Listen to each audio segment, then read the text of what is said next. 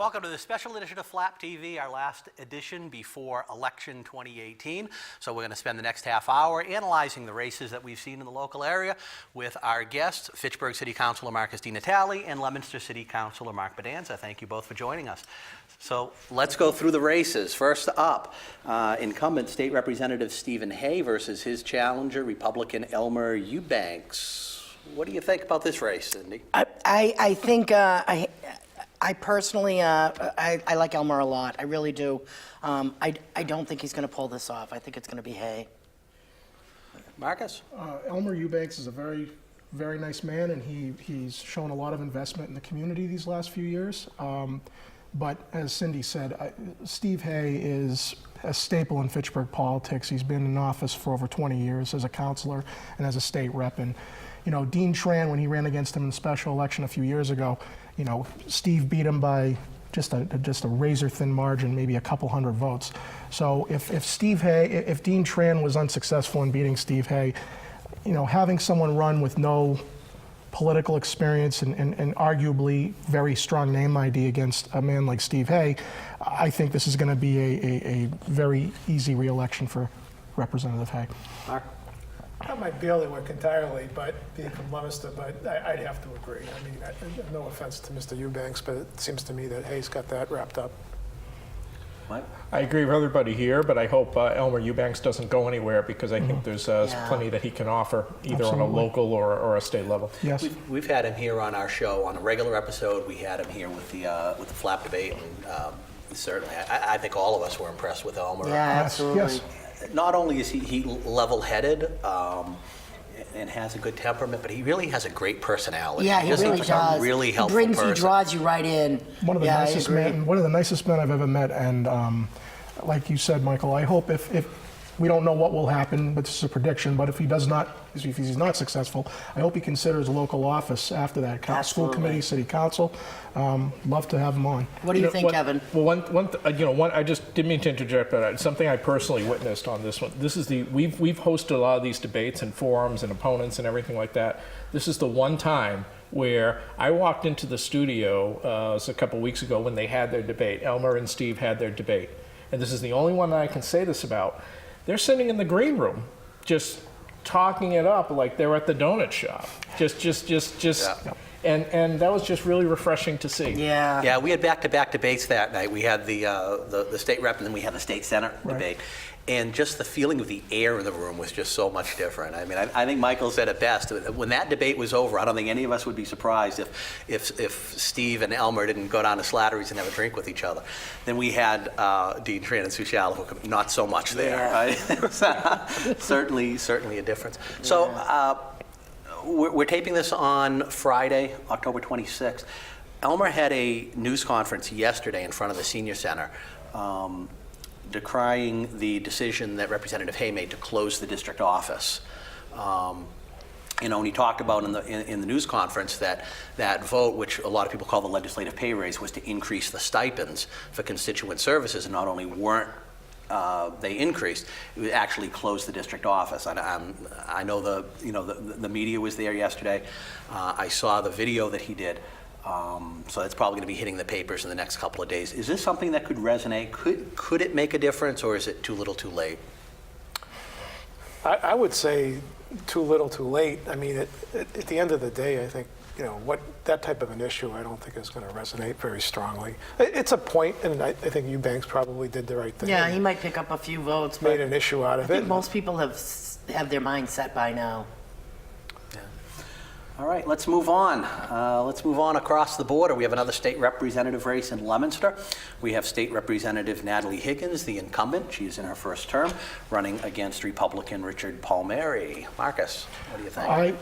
From day one, I figured that this was going to be a toss-up race. Leominster, I think, leans a little more conservative than Fitchburg would. The turnout is going to be one factor in this. When Natalie Higgins ran 2 years ago against Frank Ardinger, she soundly defeated him, but that was during a presidential election year. There was a massive turnout, which is always the largest turnout in any election, is when there's a presidential election. This year, there's probably going to be anywhere from 3,000 to 5,000 less people who turn out for this race. So historically, Leominster has had Democrat incumbent candidates do in the mid to high 50s. So the fact that she won razor thin when she first got on, when she won the Democratic primary against Richard Marchand, I think this is going to be a close election, considering that there's going to be a few thousand less people turning out. But I still give the edge to the incumbent, and I would see this being maybe more like a 53, 54 to 46, 47 race in her favor. Yeah, I think, you know, obviously the incumbency is an advantage, and you have to factor that into the equation. You know, Leominster is a pretty conservative place, and it really always has been. So that's an issue to consider as well. Paul Mary is a neophyte. He's never had a political race before.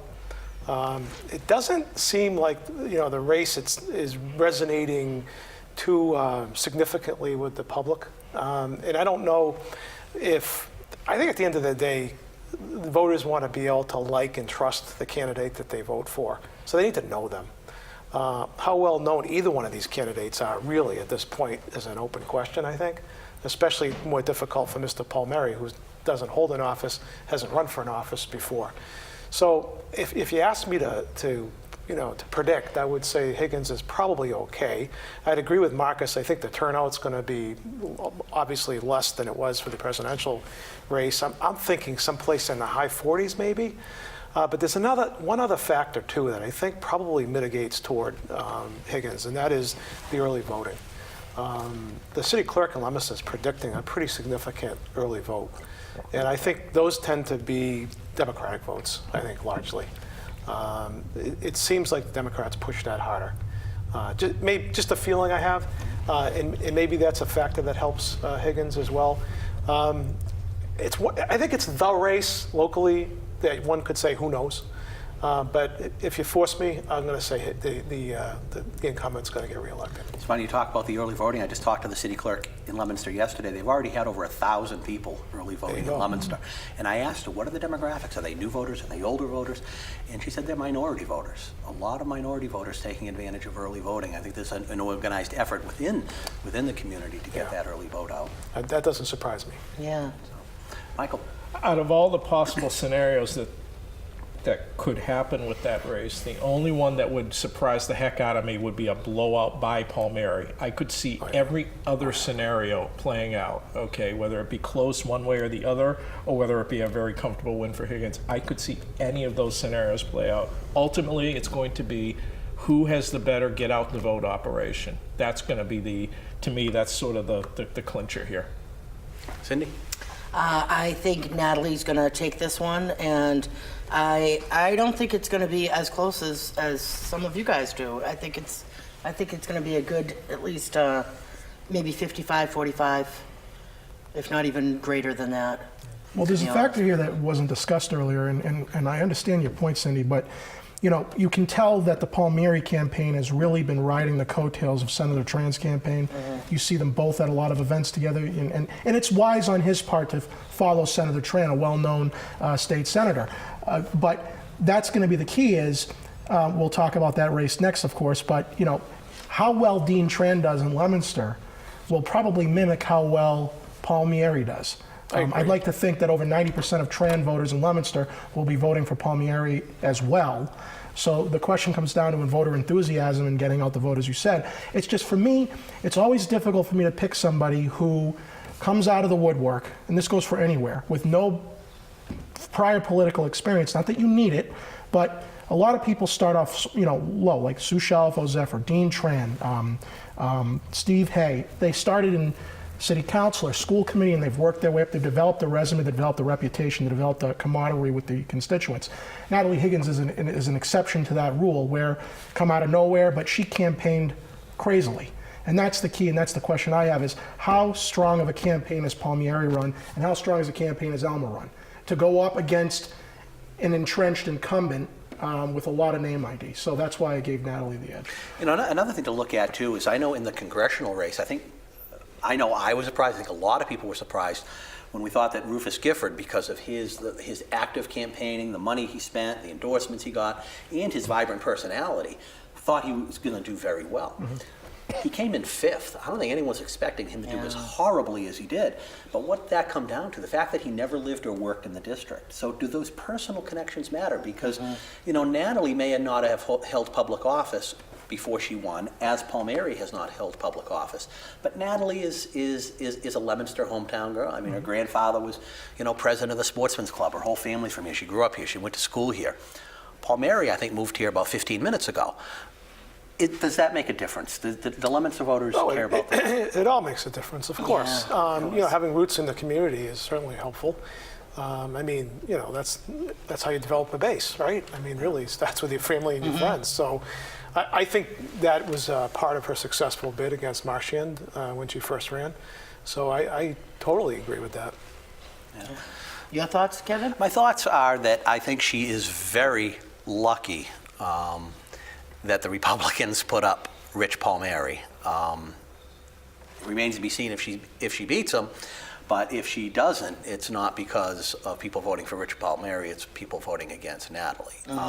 I like Natalie. Natalie's great on constituent services, but voting-wise, Natalie is much farther to the left than the demographics of the city of Leominster. Right.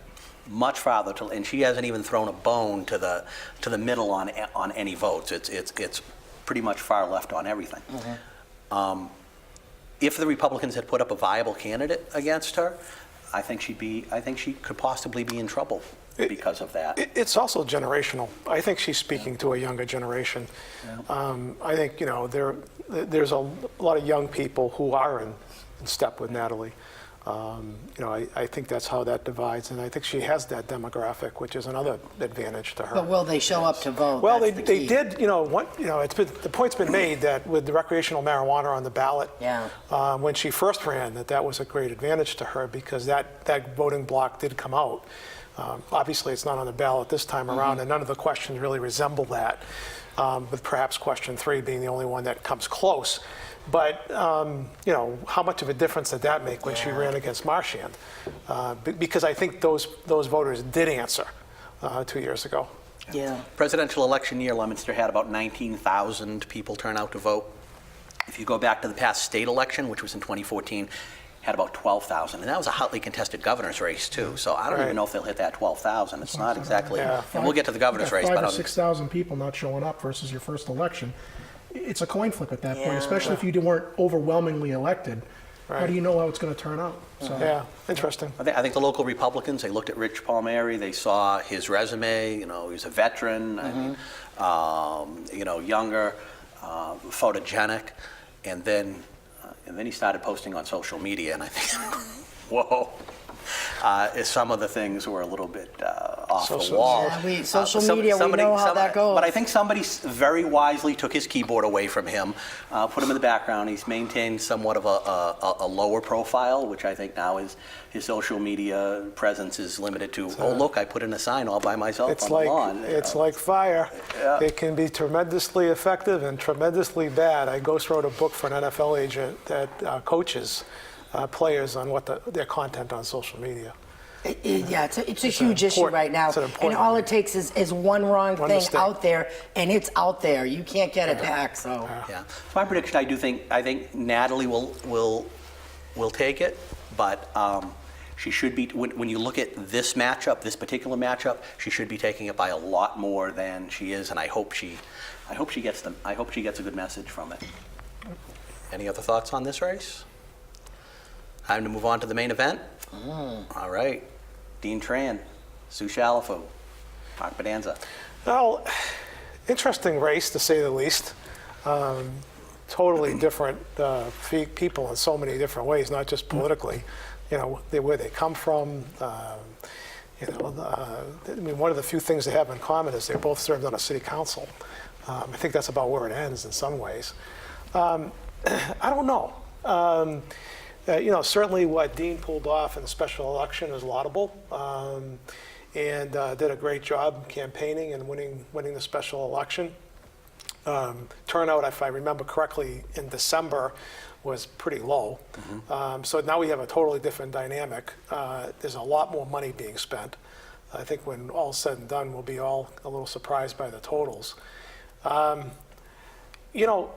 I was thinking about this, and I said to myself, you know, it used to be a generation ago, there were litmus tests. Where were you on abortion? Where were you on gun control? Where were you on various issues? That seems to be, not just in this race, but across the board. I think people don't get jazzed up as much about those particular issues anymore. I think, and this race is I think, partly reflects that. It's, in the end, can you like the person? Do you like the person? Is the person relatable? Do you trust them? And I think we have two very different approaches and two very different people. And how that's going to go, I don't know. Tran seems to be a pretty likable guy. And I think that's one of his strong suits. Sue's got a lot of experience. She's got a lot of money behind her. You know, this race will be, the demographics and the difference in terms of turnout versus the special election is going to be completely different. We have another major factor with Claire Frieda not being in the race. I think, what did she draw? Was it 1,300 votes in the special election that Frieda drew? She did, but over 1,000 of those were from Leominster. So Right, she got most about of it. 20. She got about 22% of the vote. So in the Leominster. question becomes, we all assume that Tran will take Fitchburg. That's the conventional assumption, I think, if you talk to people that study this stuff.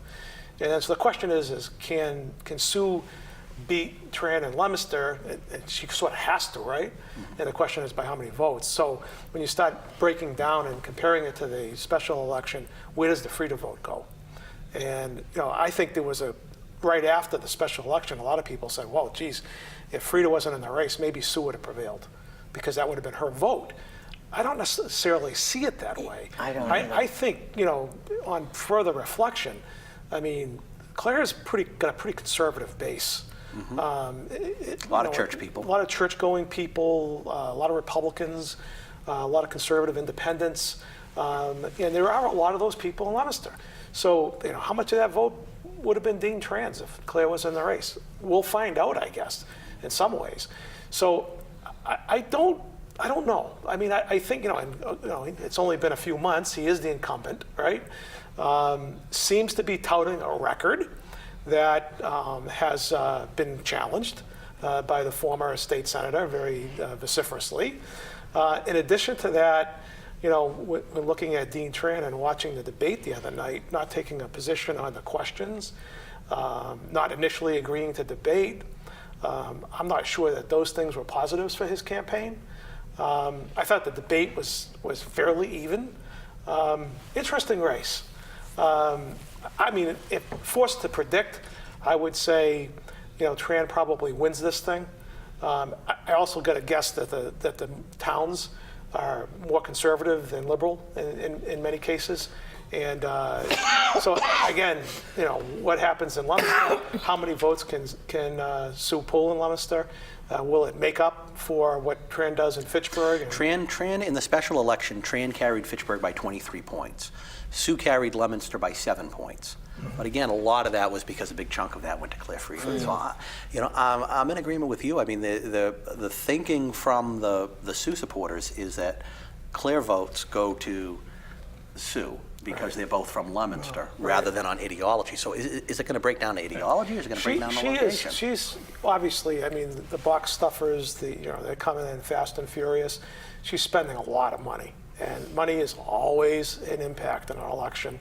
And it appears to me that she's got a very highly organized campaign, and they're working very hard.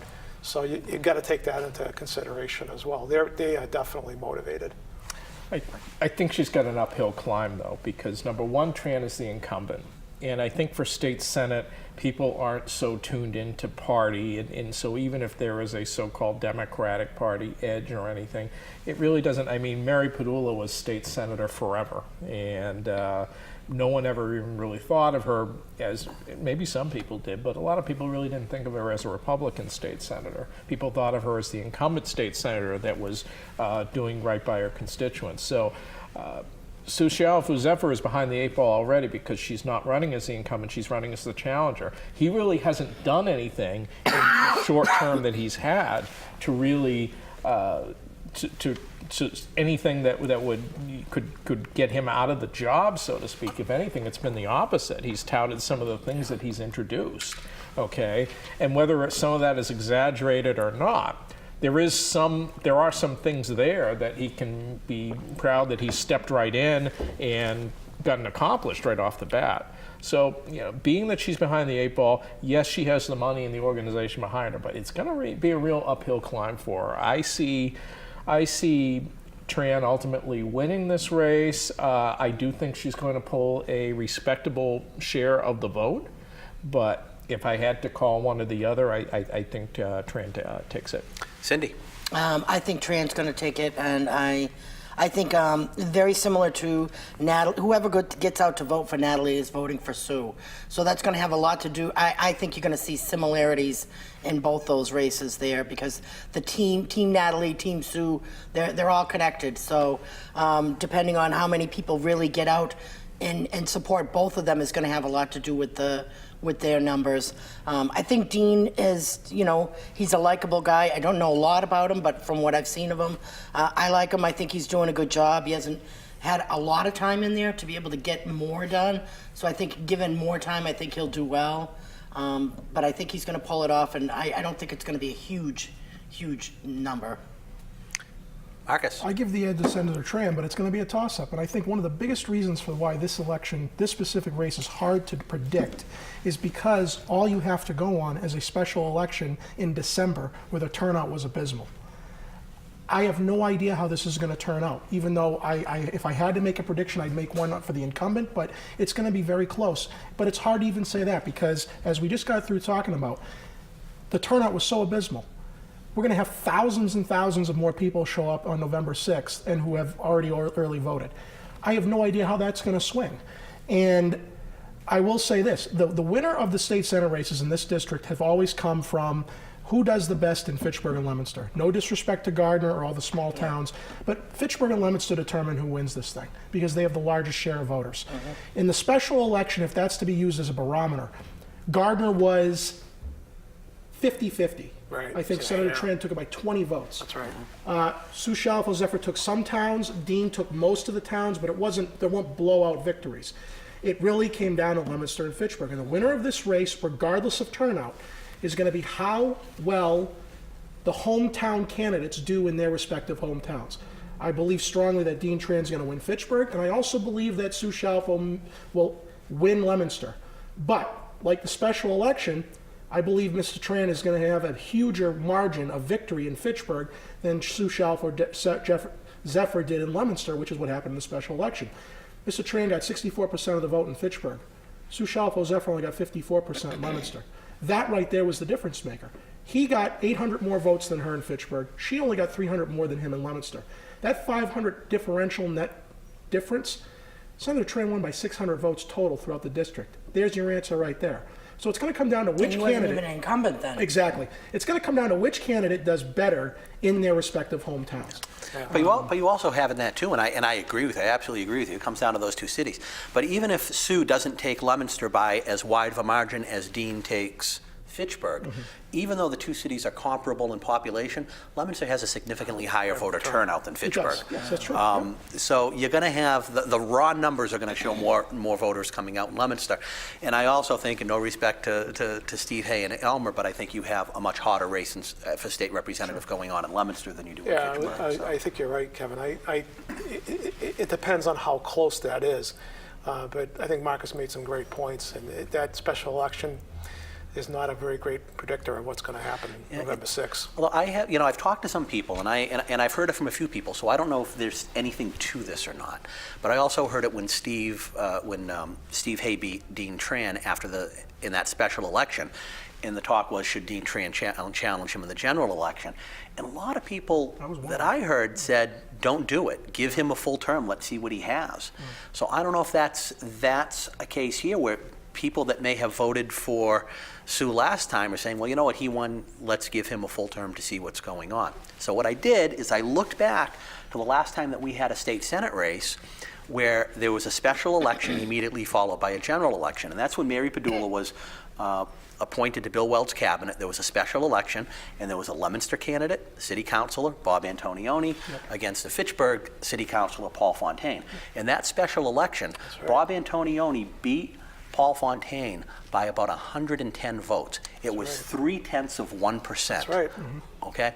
And then a few months later, Paul Fontaine challenged Senator Antonioni, same two candidates, not much difference in the campaigning. Totally different, yeah. Totally different. Antonioni beat him by about 15 points. So does that give an advantage to the, do you think, is there an advantage to incumbency with that?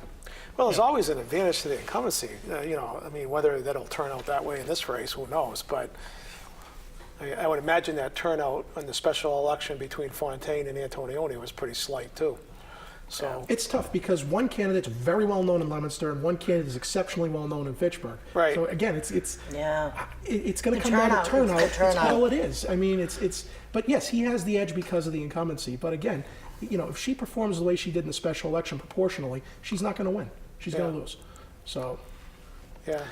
It's going to be an interesting race. So It's kind of funny, too, because the communities, I would say, generally are flipped, or I would say that Leominster is probably a little more conservative It than is, yep. Fitchburg, and so the native person in Leominster is the Democratic candidate, and the native person in Fitchburg is the Republican candidate, which sort of throws the whole thing. a lot of different Yeah. dynamics in this Yeah. race. Yes, It's going it to really be is. interesting on election night.